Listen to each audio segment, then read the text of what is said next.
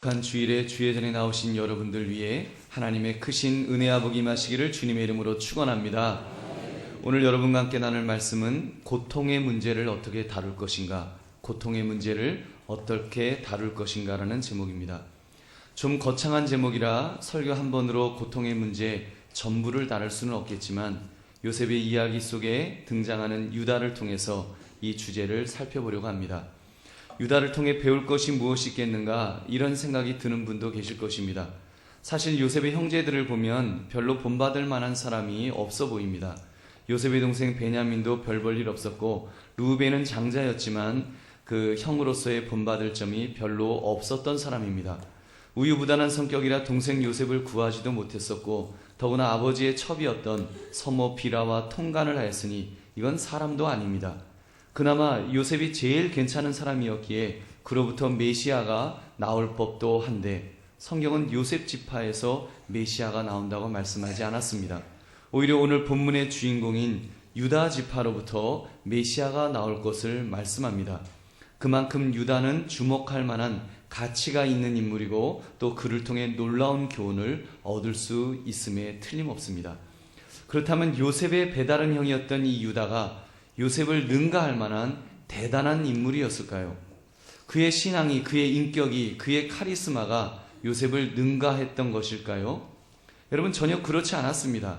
요셉을 차마 죽이지는 못하고 구덩이에 던져버렸을 때 애굽의 종으로 팔아버리자고 제안했던 인물이 바로 유다였습니다.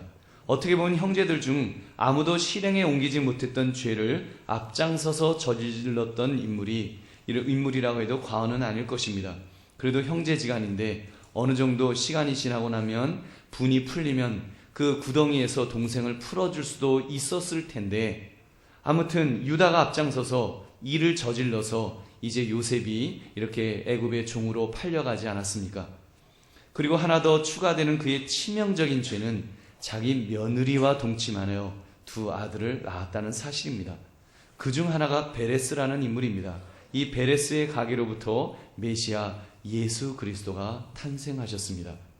그런데 성경은 이 부끄러운 사건을 덮어 은폐하려고 하지 않고 그대로 기록하고 있습니다. 놀라운 일은 유다가 며느리와 동침한 사건 이후에 형제들 사이에서 장자의 역할을 감당하기 시작했고, 결국 유다 지파가 장자 지파로서의 역할을 감당하게 되었다는 사실입니다.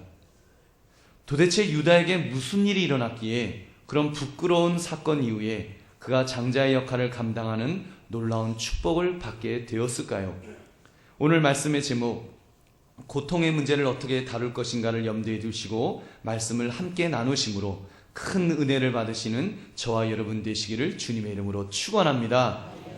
요셉의 이야기는 창세기 37장에서 형들이 요셉을 애굽의 노예로 팔아버렸다는 내용으로 시작이 됩니다.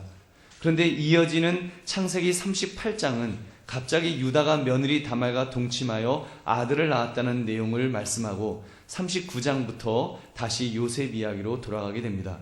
스토리 전개상 참 부자연스러운 구조입니다. 요셉 이야기를 쭉 전개했으면 끝까지 요셉 이야기가 나와야 되는데 갑자기 유다 이야기, 이 한 편이 억지로 삽입이 된 형태이니 참 이상하지요. 그것도 그냥 이야기가 아니라 너무 수치스러워서 감추어야 될 그런 부끄러운 이야기를 말하고 있습니다. 38장의 내용은 이렇습니다. 유다가 동생 요셉을 애굽의 노예로 팔아버린 후에 심경에 어떤 변화가 있었는지 가족을 떠나서 아둘람 사람 히라 가까이로 갔다고 했습니다. 거기서 가나안 사람 수아라 하는 사람의 딸을 만나서 결혼을 합니다. 믿음의 가족을 떠나서 세상 속으로, 그것도 믿지 않는 여자와 만나 자식을 낳고 하는 이 타락의 길로 갔음을 알 수 있습니다. 어찌되었건 그렇게 해서 세 아들을 얻게 되고 큰 며느리도 얻게 되었습니다. 근데 문제는 거기서부터 시작되었습니다. 그 아들이 하나님 보시기에 악하였기에 결혼한 지 얼마 살지도 못하고 죽었습니다. 하나님께서 자식도 없는 상태에서 그 아들을 죽여버린 것입니다. 그래서 당시 형이 죽으면 그 동생이 형수와 동침하여 형의 후손을 이어주는 계대 결혼의 전통에 따라서 둘째 아들 오난이 그 형수와 결혼하게 되었습니다. 근데 그 결혼은 정상적인 결혼이 아니라 형수에게 자기 씨만 전해주는, 그래서 형수가 아들을 낳으면 형의 아들이 되어 장자권을 행사하게 되니 둘째 아들이 그것이 또 싫었습니다. 결국 형수가 임신하지 못하도록 장난질을 칩니다. 그 모습이 하나님 보시기에 악해서 둘째도 죽었습니다. 이제 유다로서는 큰일이 났습니다. 며느리 하나 잘못 들어와서 큰아들 죽고 작은아들까지 죽었으니 이제 막내 차례인데 막내까지 죽으면 씨가 마르게 생겼습니다. 그래서 며느리에게 말하기를 막내는 아직 어리니까 좀 기다려라 하면서 시간을 벌려고 하였습니다. 그러는 중에 이번에는 유다의 아내가 죽었습니다. 그 며느리가 가만히 보니까 시아버지가 자기에게 막내 도련님을 줄 것 같지 않고 어차피 홀로 되셨으니 내가 창녀로 변장을 해서 그 시아버지의 씨를 받으리라 그렇게 결심을 합니다. 이 며느리는 이방 여인이었으니 비윤리적인 것 그런 거 문제될 것이 없었을 것입니다. 그런데 그 며느리의 그 시아버지인지 부끄럽게도 이 믿음의 조상, 믿음의 가족에 살았던 유다의 수준도 돈을 주고 창녀를 사는 그런 수준으로 막 살았습니다. 그래서 자기 며느리를 창녀인 줄도 모르고 동침하는 기가 막힌 죄를 저질렀던 것입니다. 이렇게 해서 막장 중에 막장 드라마가 시작되었습니다. 창녀로 변장한 며느리와 며느리인지도 모르고 유욕을 채우려 했던 시아버지 유다. 이게 기가 막히지요. 이 기가 막힌 내용이 지금 성경에 있습니다. 이 사이에서 쌍둥이를 가지게 되었습니다. 과부인 며느리가 임신을 했다는 것은 100% 불륜이기 때문에 무조건 잡아다가 화형을 시켰습니다. 유다는 며느리가 임신했다는 보고를 받고 화가 머리 끝까지 나서 그거 잡아다가 불에 태워 죽여라 명령을 내렸습니다. 이때 극적인 반전을 보인 사건이 며느리가 제시한 도장과 끈과 그리고 지팡이였습니다. 이것은 유다가 창녀인 줄 알고 며느리와 동침할 때 맡겼던 담보물이었습니다. 유다가 얼마나 급했으면 돈도 없이 외상으로 동침을 하려고 했을까요? 그 담보물을 보니 그 아이들이 자기의 씨라는 것을 알게 되었습니다. 그렇게 태어난 아들이 베레스와 세라, 그리고 며느리는 그 유명한 다말입니다. 이때 유다가 크게 깨닫게 됩니다. 창세기 38장 26절 말씀을 함께 읽겠습니다. 시작. 유다가 그것들을 알아보고 이르되 그는 나보다 옳도다. 내가 그를 내 아들 셀라에게 주지 아니하였음이로다 하고 다시는 그를 가까이 하지 아니하였더라. 아멘. 그는 나보다 옳도다. 여러분, 무엇이 옳았다는 말일까요? 며느리 다말이 믿음의 후사를 남기고 싶어서 몸부림을 쳤던 것이 자기보다 옳았다는 것입니다. 자기는 막내도 죽을까봐 주지 않으려고 막았었는데 그런 자신이 며느리 반도 못했다는 것을 지금 깨닫는 것입니다. 아무튼 그렇게 해서 유다는 졸지에 자기 며느리와 동침하여 쌍둥이 자식을 낳는 기가 막힌 죄를 저질렀습니다. 그 쌍둥이 중 하나였던 베레스를 통해 예수 그리스도가 탄생했다고 말씀을 드렸습니다. 사랑하는 성도들이여, 그런 기구한 막장 인생 속에서 유다가 겪었을 고통과 괴로움을 상상해 보십시오. 무슨 인생이 그렇게 나쁜 쪽으로 드라마틱한지요? 어떻게 이렇게 드라마틱하게 나쁩니까? 동생 요셉을 팔아먹는데 제일 앞장을 서버렸고, 믿음의 가정을 떠나 세상 속에 들어가 이방 여인과 결혼한 것도 모자라서 이제 이방 며느리 집에 들이고 장남 차남 모두 비명 횡사를 하고, 이제 자기는 며느리와 동침해서 또 다른 아들들을 낳았으니 무슨 인생이 이렇게 더럽습니까? 여러분, 사실 유다가 그 아들들을 데리고 아버지 야곱 앞으로 가서 무엇이라고 할 말이 있었겠습니까? 침뱉음을 당해도 싸고 어디 가서 얼굴을 들 수 없는 그런 입장이 아니었을까요? 하나님께서는 어떤 죄도 다 용서할 수 있으시니 메시아의 계보 속에 넣어주실 수 있으셨겠지만, 오히려 실제 우리의 삶에서는 그런 사람을 받아들인다는 것이 여간 어려운 일은 아닐 것입니다. 저는 상상을 한번 해보았습니다. 베레스와 세라가 유다에게 달려와서 할아버지 했을까요? 아버지 했을까요? 이게 도대체 뭐예요? 이게 도대체 엄마는 며느리고 이게 도대체 이게 답이 안 나오는. 그래서 이제 유다가 다시는 그 다말을 이렇게 만나지 않았다는 그런 내용이 나옵니다. 이쯤 되면 유다의 인생이 얼마나 괴로운 인생이었는지 상상이 되시죠? 만약 여러분이 이런 막장 드라마의 주인공이 된다면 어떻게 사시겠습니까? 우리 막 살게 되지 않을까요? 근데 놀라운 사실은 유다가 그 이후에 막 살지 않았다는 사실입니다.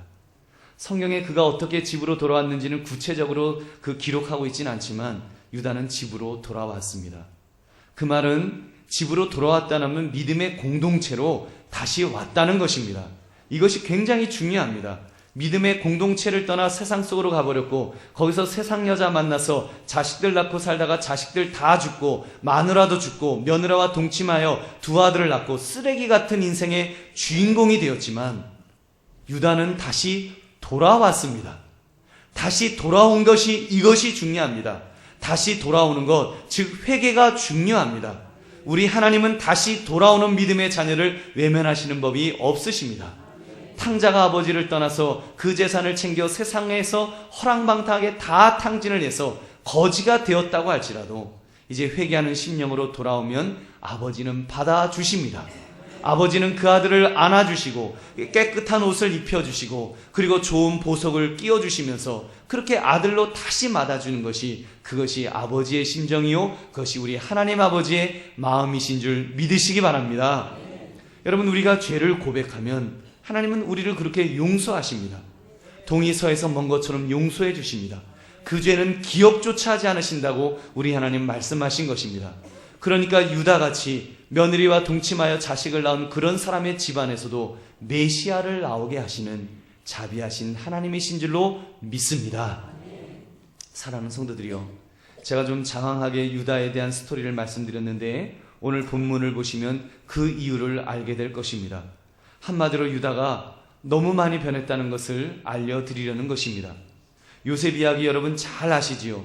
요셉이 노예로 팔려갔던 그 땅, 애굽과 그 주변의 고대 근동 지방에서 7년의 풍년이 있었고 그 이후에는 7년의 흉년이 시작되었습니다. 그때 요셉은 그 비밀을 꿈의夢을 통해서 알게 되었고 그 공로로 애굽의 총리가 되었습니다. 그러니 요셉이 얼마나 많은 곡식을 저장하려고 하였을까요? 결국 그 지역에서 유일하게 7년 흉년 중에도 먹을 것이 떨어지지 않고 풍성한 그런 곡식을 가지고 있었던 나라는 애굽밖에 없었습니다. 요셉은 바로 그 곡식을 관장하는 역할을 했는데 그것도 애굽의 2인자인 총리가 돼서 그 일을 감당하고 있었던 것입니다. 결국 요셉의 형들도 곡식을 얻기 위해서 요셉 앞에 서게 되는 것은 정해진 수순이었을 것입니다. 그렇게 형들이 요셉 앞에 서게 되고 그에게 절을 하기에 이르렀습니다. 요셉은 그 형들을 알아보았지만 그러나 형들은 전혀 몰랐다고 했습니다. 이때 요셉의 놀라운 가르침이 시작됩니다. 영적으로 보면 하나님께서 요셉을 통해서 형들로 하여금 그들의 죄를 뉘우치며 회개하도록 회개의 자리로 이끄셨던 것입니다. 너희 정탐꾼이지 정탐하려고 이 땅에 온 거지 막 캐물었습니다. 추궁했습니다. 그러니까 형들이 할 수 없이 막 그 자기 집안의 내력을 줄줄줄 설명하기 시작했습니다. 이야기하다 보니까 요셉 이야기도 자연스럽게 나올 수밖에 없고, 물론 팔아먹었다고 하진 않고 이제 죽었다고 거짓말을 하지만 아무튼 요셉 이야기를 꺼내게 됩니다. 그러면서 너 동생도 있다고? 정말 그 말이 사실이면 내 앞에 동생을 데려와라. 그러면 정탐꾼이 아닌 것을 인정해 주겠다. 그러면서 시므이를 인질로 잡아가지고는 나머지 형제를 돌려보내었습니다. 근데 돌려보낼 때 곡식값으로 받던 돈들을 곡식자루에 몰래 다시 넣어서 돌려보냈습니다. 그러니 이제 형들은 큰일 났습니다. 정탐꾼의 이제는 도둑이라는 누명까지 쓰게 되었으니 애굽으로 돌아가기가 쉬웠겠습니까? 그리고는 또 시간이 좀 지나다 보니까 곡식이 또 떨어져서 다시 애굽에 가지 않으면 안 되었습니다. 근데 아버지 야곱은 베냐민 못 보내겠다, 동생 못 보내겠다. 야, 내가 요셉 죽은 것도 지금 가슴 아파 죽겠는데 내가 베냐민도 죽으면 어떻게 하냐, 못 보낸다 그럽니다. 이때 맏아들이었던 루벤의 모습을, 루벤의 이야기를 들어보십시오. 아버지, 내가 책임지고 베냐민 데려올 테니 만약에 못 데려오면 내 아들들을 다 죽이십시오. 그렇게 말합니다. 여러분, 이게 얼마나 철부지 같은 말입니까? 아니, 어떤 할아버지가 막내 아들 안 데려왔다고 맏손주들을 모두 죽이겠습니까? 아직 철이 안 들은 모습입니다. 그때 유다가 지금 심각하게 아버지에게 제안을 합니다. 만약 제가 동생 베냐민을 못 데려오면 제가 아버지께 영원히 죄인으로 살겠습니다 하면서 믿음직한 역할을 감당하게 됩니다. 그래서 베냐민을 데리고 가게 됐는데 이제 어떤 일이 벌어지는지 또 보십시오. 애굽의 총리가 베냐민을 보더니 동생 맞네, 동생이 있구나. 그래갖고 이렇게 잔치도 베풀어주고 맛있는 것도 주고 곡식도 잔뜩 쌓아갖고 이제 주워서 돌려보냈습니다. 다행이다 하면서 돌아가는데 애굽 경찰을 만나갖고 이제 불신 검문을 당하는 거예요. 근데 그 속에서 이 지금 베냐민 자루에서 은잔이 발견되었습니다. 이 은잔은 애굽의 총리가 점을 칠 때 사용하는 아주 소중한 보물인데 그것을 훔친 자로 현장에서 지금 검거가 된 것입니다. 그래서 그 형제들이 다시 애굽으로 끌려왔습니다. 그리고는 요셉으로부터 추궁을 듣는데 베냐민 자루에서 은잔이 나왔으니 베냐민만 감옥에 가두겠다. 나머지는 돌아가라. 이렇게 말을 합니다. 형들 입장에서는요, 과거로 생각하면 이거 괜찮은 이야기 들은 겁니다. 아니, 요셉 같은 경우는 그 애굽의 그 노예로 팔아먹기도 했었는데 지금 은잔이 베냐민의 자루에서 발견되지 않았습니까? 저거 철없는 저 동생이 어쩌다가 손버릇이 나빠서 저거 훔쳤나 보다. 에이, 잘됐다. 그리고 그냥 너 고생 좀 해라. 그리고 그냥 형들끼리 돌아와도 충분히 명분이 있었습니다. 그런데 보십시오. 형들이 변했습니다. 많이 뉘우치며 다시는 동생 요셉을 판 것 같은 비극이 반복되지 않기를 원했습니다. 그 중에서도 이 유다를 보십시오. 유다가 얼마나 많이 변했는지 오늘 말씀을 보시기 바랍니다. 형 루벤이 있었지만 이 사건에 제일 앞장섰던 인물이 유다였습니다. 마치 유다가 장자같이 지금 역할을 감당합니다. 유다가 앞에 나옵니다. 그리고는 그 유다가 말하기를 이 동생만 놓아두고 우리가 돌아갈 수 없습니다. 총리여, 우리 돌아갈 수 없습니다. 차라리 저를 감옥에 가두시고 이 아이를 아버지에게 돌려보내주세요. 그렇게 부탁을 합니다. 이거 엄청난 변화이지 않습니까? 요셉 때에는 돈을 받고 노예로 팔아먹었는데 이제는 그 자리에 자기가 가겠다는 것입니다. 그것도 동생 베냐민 진짜 죄를 지었을지도 모르는데 그 죄를 뒤집어 쓰겠다는 것입니다. 유다가 아버지 야곱의 마음을 베냐민을 데려가지 않았을 때 아버지가 얼마나 슬퍼할지를 너무나 잘 표현하고 있습니다. 오늘 본문 30절 31절 말씀 우리 다시 한번 같이 읽어보겠습니다. 시작. 아버지의 생명과 아이의 생명이 서로 하나로 묶여 있거늘 이제 내가 주의 종 우리 아버지에게 돌아갈 때 아이가 우리와 함께 가지 아니하면 아버지가 아이의 없음을 보고 죽으리니 이같이 되면 종들이 주의 종 우리 아버지가 흰머리로 슬퍼하며 수월로 내려가게 함이니이다. 여러분, 이 지금 아버지가 지옥을 맛보게 될 것이다, 이런 이야기를 하는데 여러분, 이때 이 유다의 마음을 보십시오. 그 아버지의 마음, 아버지의 아픔을 지금 자기 아픔처럼 느끼고 있는 것입니다. 그래서 베냐민을 책임지는 입장에 서 있었던 것입니다. 저는 오늘 말씀을 묵상하면서 유다를 깊이 생각해 보았습니다. 어떻게 유다가 그렇게 변할 수가 있었을까? 죄 없는 동생을 돈 받고 인신매매범에게 팔아먹었던 인간이 이제는 절도죄를 짓고 체포된 동생을 위해서 자기가 감옥에 가겠다고 나서는 사람으로 바뀔 수가 있을까? 너무 놀라웠습니다. 더구나 그 아버지 야곱의 마음을 어떻게 그렇게 잘할 수가 있을까? 자기 아버지가 스올 즉 지옥을 맛볼 것을 어떻게 그렇게 잘 느끼고 있을까? 아버지의 생명과 아이의 생명이 서로 하나로 묶여 있다, 연결되었다. 이 이야기를 어떻게 그가 그렇게 할 수 있을까? 한번 생각해 봤습니다. 바로 유다가 그의 삶을 통해서 그 수많은 고통을 다 경험했기 때문이 아니겠습니까? 아버지 떠나갔다가 세상 속에 살다가 자기 아들들이 죽는 것을 경험한 것입니다. 큰 아들 죽고 작은 아들 죽고 막내까지 죽을지 모른다는 긴박감을 느껴보았던 것입니다. 부모는 죽으면 산에 묻고 자식은 죽으면 가슴에 묻는다는 것을 누구보다도 뼈저리게 느꼈습니다. 아버지 야곱은 요셉 하나만 잃었지만 자기는 두 아들을 잃었습니다. 두 아들을 잃은 아픔이 있고 마지막 아들까지도 죽을지 모른다는 그 아픔을 자기도 경험했거든요. 자기도 느껴봤거든요. 그 고통을 느껴봤기 때문에 지금 아버지의 아픔을 그는 누구보다도 잘 저렇게 느끼고 있는 것입니다. 동생 베냐민의 죄요? 자기는 며느리와 동침하여 부끄러운 자식도 낳았는데 누가 누구에게 돌을 던지겠습니까? 자기 속에 들보를 보고 있는데 다른 사람의 티를 용서 못할 것이 없지 않겠습니까? 유다는 그 고통을 통해서 놀라운 하나님의 은혜를 체험한 줄로 믿습니다. 여러분, 그렇습니다. 공짜가 없으신 하나님은 우리의 고통과 고난을 통해서도 영광을 받으십니다.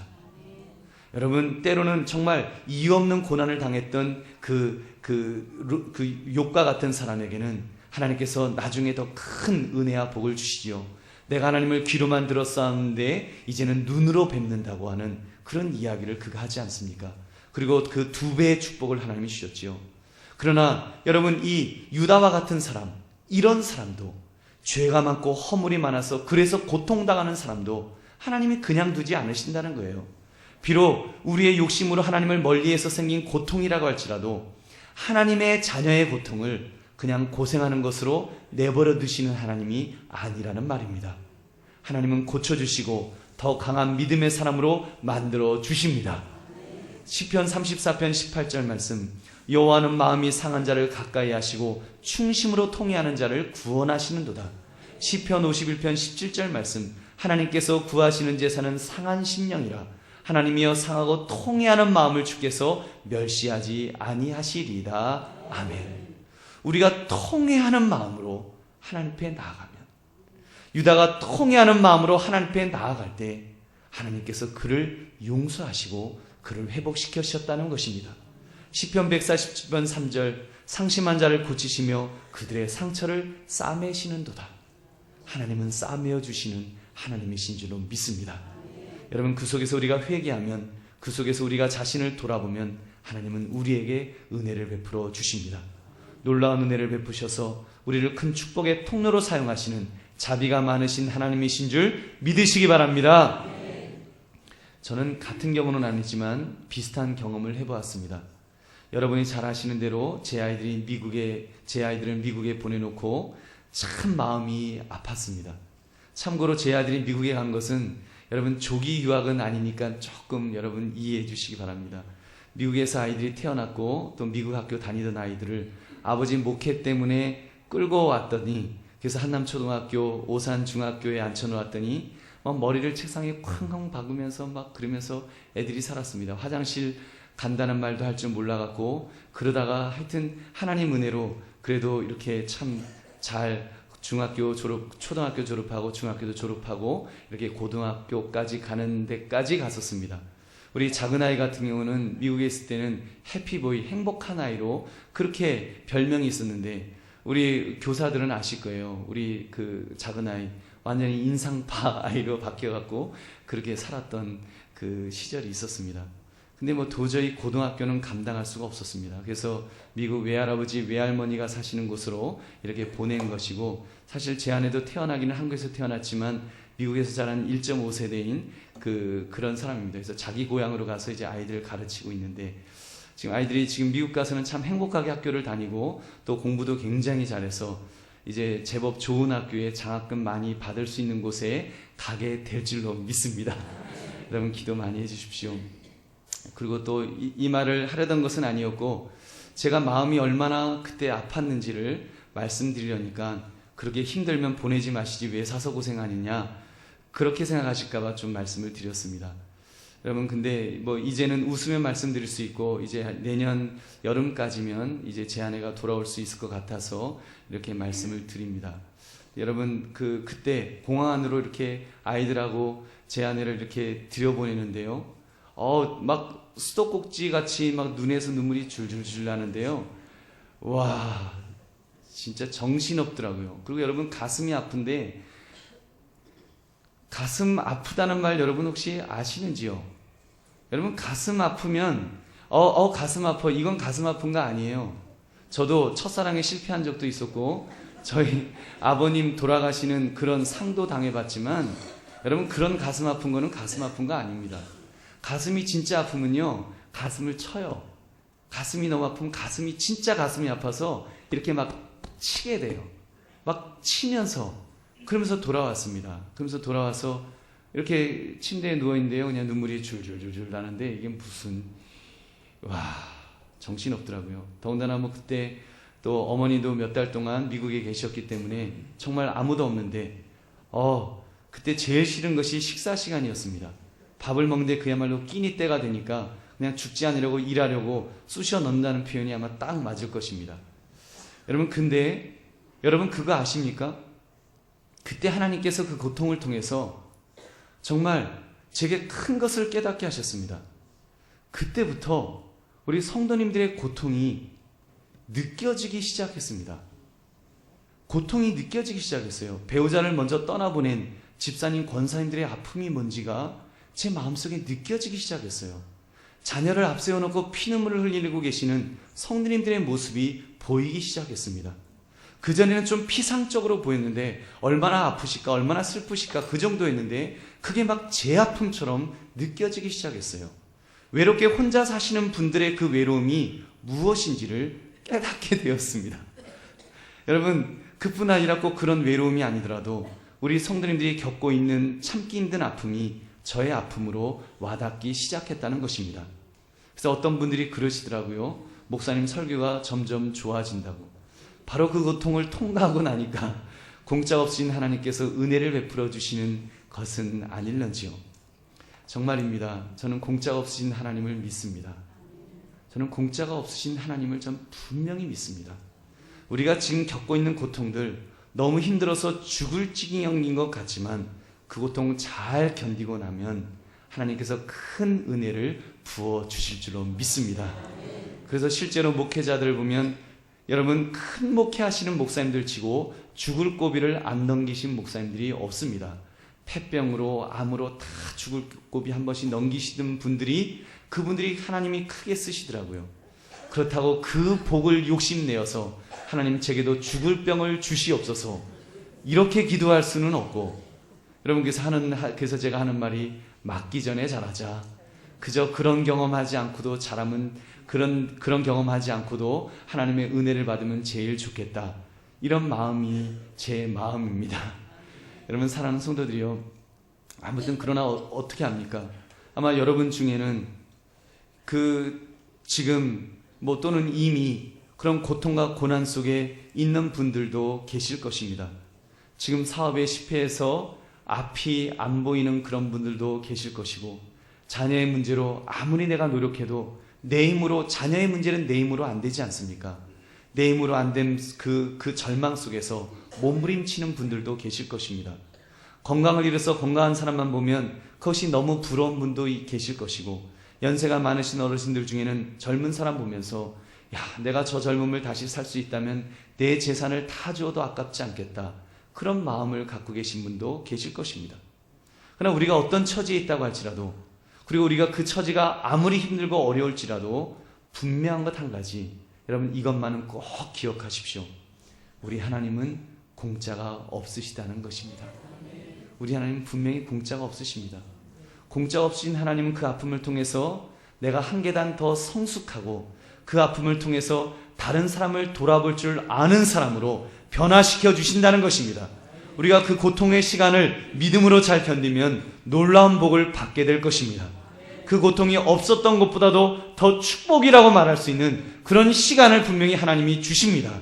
그러므로 그 고통의 시간을 여러분 잘 활용하시기를 주의 이름으로 축원합니다. 먼저 회개해야 될 것이 있으면 우리 먼저 회개부터 합시다. 회개가 중요합니다. 그 고통의 시간을 통해서 나를 돌아보고 주님 앞에 회개해야 될 것이 무엇인가를 우리는 분명히 보아야 합니다. 하나님은 어떤 죄라도 용서하신다 그러셨습니다. 아들을 십자가에서 죽이시면서 십자가에서 그 보혈을 준비해 놓으셨습니다.